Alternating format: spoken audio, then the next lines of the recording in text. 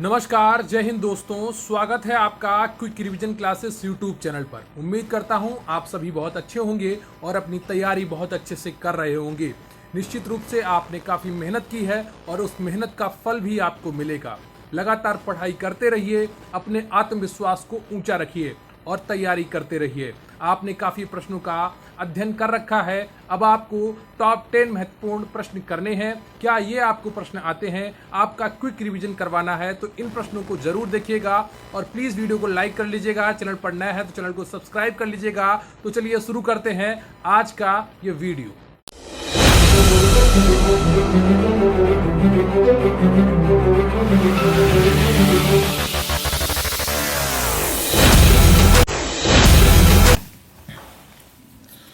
तो आज का पहला प्रश्न है, पारिवारिक समूह प्रथम मानवीय पाठशाला है, ये किसके द्वारा कहा गया?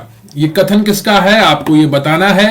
पारिवारिक समूह प्रथम मानवीय पाठशाला है, ये किसके द्वारा कहा गया? मर्डॉक के द्वारा, वोगार्ट्स के द्वारा, आगवर्न के द्वारा, गिलबर्ट के द्वारा। आपको बताना है पारिवारिक समूह प्रथम मानवीय पाठशाला है, ये किसके द्वारा कहा गया है या ये कथन किसका है, ये आपको पहचानना है। जल्दी से बताइए एबीसीडी में आपका कौन सा ऑप्शन सही हो जाएगा?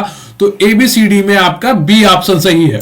पहले का बी ऑप्शन सही है। बोगार्ट्स महोदय ने कहा कि पारिवारिक समूह प्रथम मानवीय पाठशाला है। क्लियर आपको? अगला प्रश्न है आपका, परिवार वे कारखाने हैं जहां मानव व्यक्तियों का उत्पादन होता है, यह कथन किसका है? गिलबर्ट का है, मैलिनोवस्की का है, टी पार्सन्स का है या मर्डॉक का है? बताइएगा। परिवार वे कारखाने हैं जहां मानव व्यक्तियों का उत्पादन होता है, किसका कथन है? गिलबर्ट का है, मैलिनोवस्की का है, टी पार्सन्स का है या मर्डॉक का है? दूसरे का कौन सा ऑप्शन आपका सही हो जाएगा? तो दूसरे का आपका सी ऑप्शन सही है। ये कथन टी पार्सन्स का है। क्लियर आपको? परिवार वे कारखाने हैं। अब बस इतना लाइन अगर आप याद रखेंगे तो बड़ी आसानी से परिभाषा आपको याद हो जाएगी। परिवार वे कारखाने हैं जहां मानव व्यक्तियों का उत्पादन होता है। तो कारखानों से जुड़ी हुई परिवार की परिभाषा किसने दी थी? टी पार्सन्स दी थी। इतना 2-3 बार बोलेंगे दिमाग में। एक बार बोलिए मेरे साथ, परिवार वे कारखाने हैं जहां मानव व्यक्तियों का उत्पादन होता है। यह परिभाषा किसकी है? टी पार्सन्स की है। कारखानों से जुड़ी हुई परिवार की परिभाषा किसने दी थी? टी पार्सन से दी थी। 2-3 बार अगर ये लाइन आप बोलेंगे निश्चित रूप से आपको ये परिभाषा याद हो जाएगी। क्लियर आपको?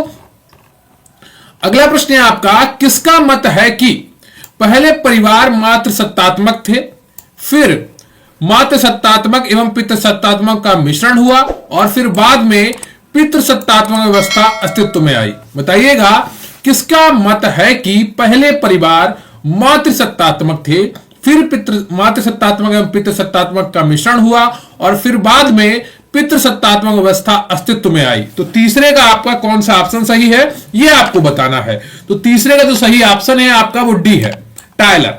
क्लियर आपको? कौन सा? D, Tyler.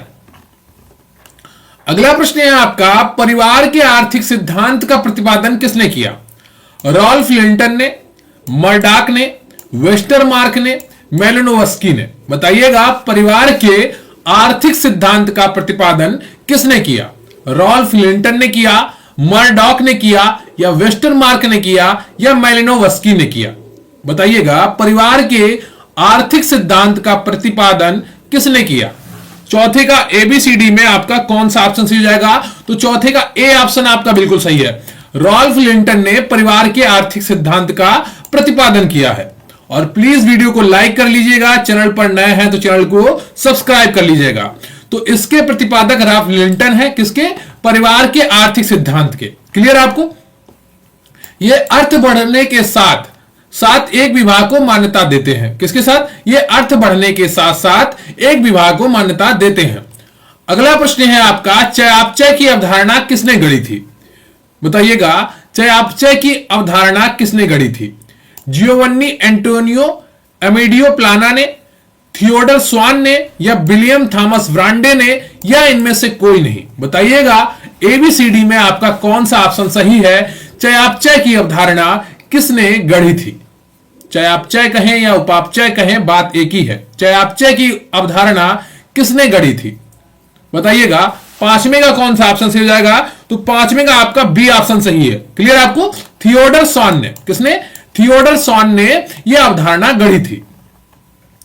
अगला प्रश्न है आपका, निम्नलिखित में से कौन सा विकार पाचन तंत्र से संबंधित नहीं है?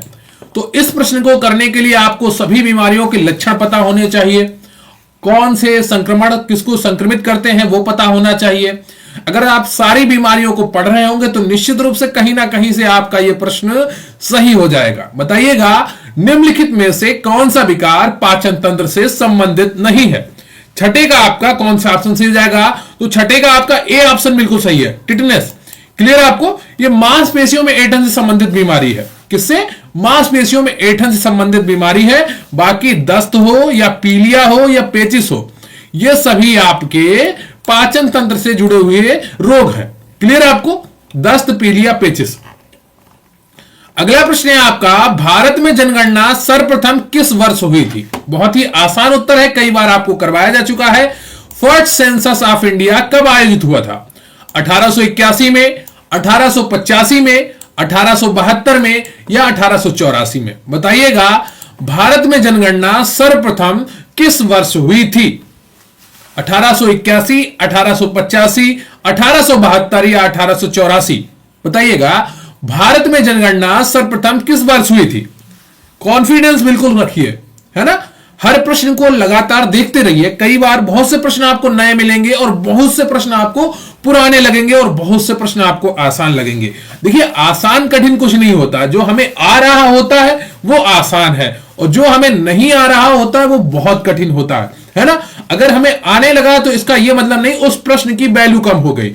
उस प्रश्न की वैल्यू अब भी उतनी है जितनी पहले थी, लेकिन आपको उनका रिवीजन करते रहना होगा, नहीं तो परीक्षा हाल में लोग कंफ्यूज हो जाते हैं, क्योंकि वो परीक्षा से पहले उन प्रश्नों को आसान समझकर उनका रिवीजन नहीं करते हैं। भारत में जनगणना सर्वप्रथम किस वर्ष हुई थी? बताइएगा, सातवें का कौन सा ऑप्शन सही हो जाएगा? तो सातवें का सी ऑप्शन बिल्कुल सही है, 1872। क्लियर आपको? क्या 1872 बिल्कुल सही है। भारत में जनगणना सर्वप्रथम किस वर्ष हुई थी? 1872 ईस्वी में हुई थी।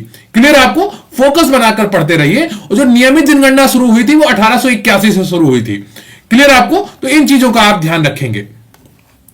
अगला प्रश्न है आपका, भारत के पड़ोसी देशों में किसका जनसंख्या घनत्व भारत से अधिक है? पाकिस्तान का, नेपाल का, म्यांमार का या बांग्लादेश का? बताइएगा, भारत के पड़ोसी देशों में किसका जनसंख्या घनत्व भारत से अधिक है? बताइएगा, पाकिस्तान, नेपाल, म्यांमार, बांग्लादेश। आठवें का कौन सा ऑप्शन आपका सही हो जाएगा? तो आठवें का जो सही ऑप्शन है आपका वो डी हो जाएगा, बांग्लादेश। क्लियर आपको? फोकस बनाकर पढ़ते रहिए। क्या? फोकस बनाकर पढ़ते रहिए। अगला प्रश्न है आपका, निम्नलिखित में से कौन सा एक जनसंख्या वृद्धि का परिणाम दर्शाता है? एक क्षेत्र की कुल जनसंख्या, प्रत्येक वर्ष लोगों की संख्या में होने वाली वृद्धि,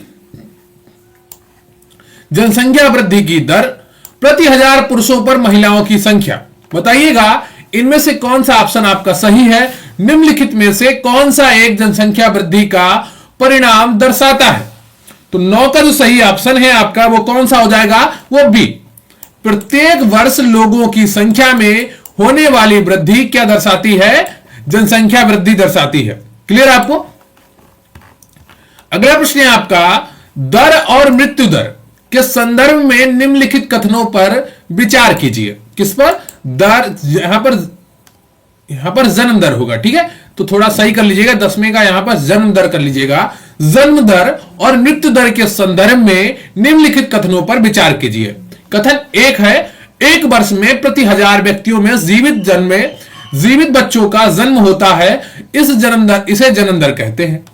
कथन 2 है, भारत में हमेशा जन्म दर मृत्यु दर से अधिक रही है। बताइएगा, इनमें से कौन सा ऑप्शन आपका सही है? ठीक है, तो कथन 1 और कथन 2 के आधार पर नीचे ऑप्शन बनाए गए हैं। क्या केवल एक कथन सही है या केवल 2 कथन सही है या 1 और 2 दोनों सही हैं या ना तो 1 सही है और ना ही 2 सही है? बताइएगा, कथन 1, 2 के आधार पर नीचे ऑप्शन चुनिए, कौन सा ऑप्शन आपका सही है? एक वर्ष में प्रति 1000 व्यक्तियों में जितने जीवित बच्चों का जन्म होता है उसे जन्म दर कहते हैं। भारत में हमेशा जन्म दर मृत्यु दर से अधिक रही है। बताइएगा, केवल एक सही है या केवल दो सही है, या एक और दो दोनों सही है, या ना तो एक सही है और ना ही दो? बताइएगा। जन्म दर और मृत्यु दर के संदर्भ में निम्नलिखित कथनों पर विचार कीजिए। तो इसका जो सही ऑप्शन है आपका वो सी हो जाएगा, एक और दो दोनों सही है। क्लियर आपको? निश्चित रूप से आपकी तैयारी बहुत अच्छी हो रही है। जरा सी भी बोरियत हो तो थोड़ा बहुत खुद को मोटिवेट करने की कोशिश करिए, क्योंकि आपका लक्ष्य है, तो लक्ष्य आपने निर्धारित किया है तो मेहनत भी आपको करनी पड़ेगी। लगातार सिलेबस को पलट कर देखना भी आपको ही पड़ेगा। आपका स्वयं के प्रति जो व्यवहार है वही आपकी जो आने वाला समय है उसकी नियति तय करेगा। तो इसलिए अपने आप को मोटिवेट करते रहिए, अपनी सिलेबस के साथ जुड़े रहिए, अपनी तैयारी करते रहिए और निश्चित रूप से सफलता आपको मिलेगी। मेरी शुभकामनाएं सदैव आपके साथ हैं।